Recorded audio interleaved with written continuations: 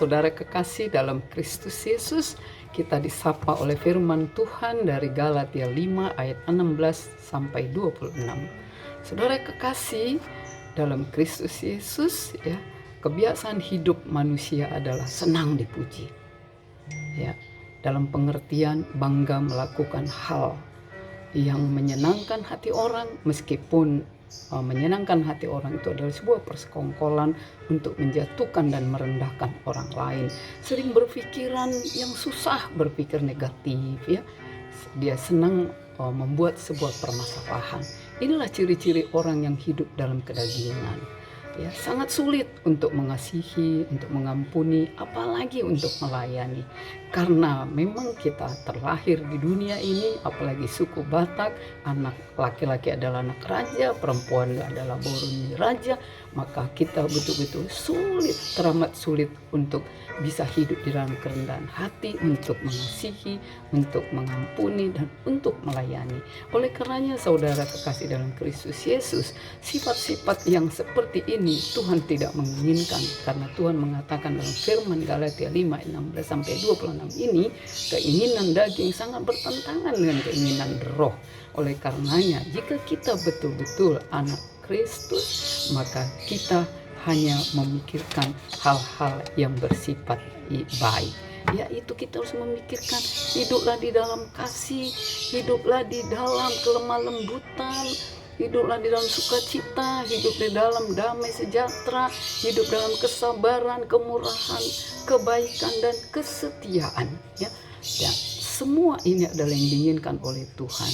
Nah, sementara kita masih hidup di dalam dunia, saudaraku, oleh karenanya saya memberikan sebuah tips buat saudaraku. Kita lebih baik senantiasa hidup diam, berpikir, ya. Sebelum kita membuat satu amarah, kita lebih bagus diam. Walau kita dicerca, walau kita dibenci, walau kita dihujat, marilah kita berdiam diri. Saudara kekasih dalam Kristus Yesus, di masa pandemi COVID-19 Corona ini, kita diajak Tuhan agar betul-betul waspada dan berjaga-jaga akan banyaknya roh pemecah dan roh penantang dan roh kedagingan.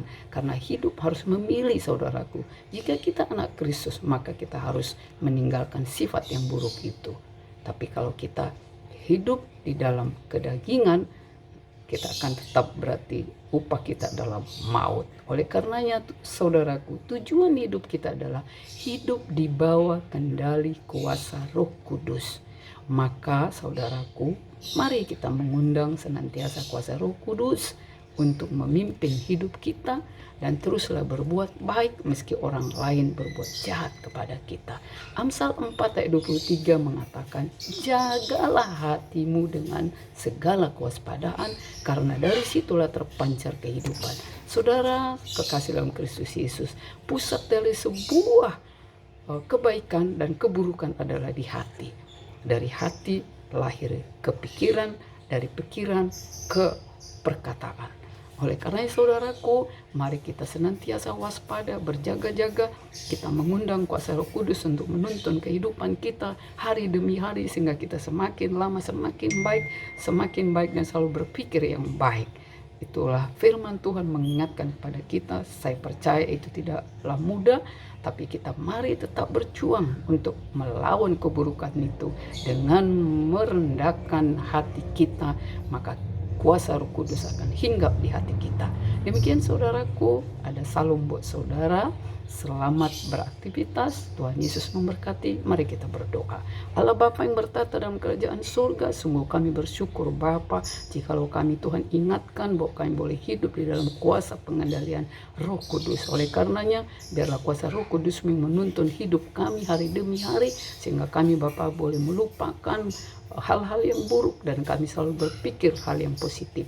Terima kasih Tuhan, kami percaya Engkau memberi kami Roh Kudus menuntun kehidupan kami. Urapi, berkati, kuatkan kami menghadapi pandemi COVID-19 ini, sehingga kami berkekuatan, sehat, dan panjang umur untuk menjadi biji mata Tuhan, kesaksian Tuhan, untuk menyebarkan kerajaan kemuliaan-Mu dan mengabarkan kabar baik Injil Tuhan. Terima kasih Tuhan Yesus yang baik, terpuji Engkau kekal selamanya.